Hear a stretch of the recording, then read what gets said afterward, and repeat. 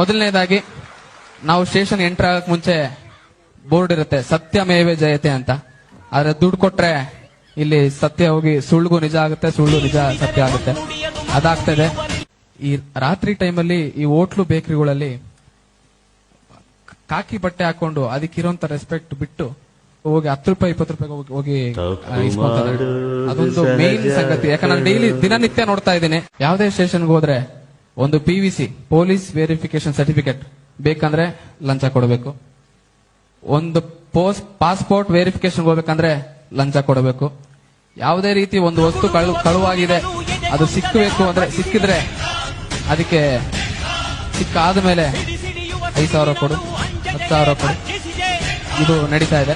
ಪ್ರಧಾನಿ ಮಂತ್ರಿಗಳು ಮತ್ತು ರಾಷ್ಟ್ರಪತಿಗಳಿಗೆ ಬ್ರೈಬ್ ಬಗ್ಗೆ ಕರ್ನಾಟಕ ಪೊಲೀಸ್ ಡಿಪಾರ್ಟ್ಮೆಂಟ್ ಮೇಲೆ ಒಂದು ಲೆಟರ್ ಪಾಸ್ ಮಾಡಿದ್ದೆ. ಅದೇ ರೀತಿಯಾಗಿ ಅದು ನಮ್ಮ ಬೊಮ್ಮನಹಳ್ಳಿ ಸ್ಟೇಷನ್ ವಿಭಾಗ ಬಂದಿತ್ತು. ಅವ್ರು ಕರೆಸಿ ನನ್ನ ಬೆದರಿಸಿದ್ರು, ನಿನ್ ಮೇಲೆ ರೌಡಿ ಶೀಟರ್ ಓಪನ್ ಮಾಡ್ತೀನಿ, ಏನಕ್ಕೆ ಈ ತರ ಎಲ್ಲ ಮಾಡಿದ್ಯಾ ನೀನು ಅಂತ. ಏನಾಗಿದೆ ಅಂದ್ರೆ ಸಾರ್ವಜನಿಕರಲ್ಲಿ ಏನಾರ ಪ್ರಶ್ನೆ ಮಾಡೋದೇ ತಪ್ಪಾಗಿದೆ ಇವಾಗ.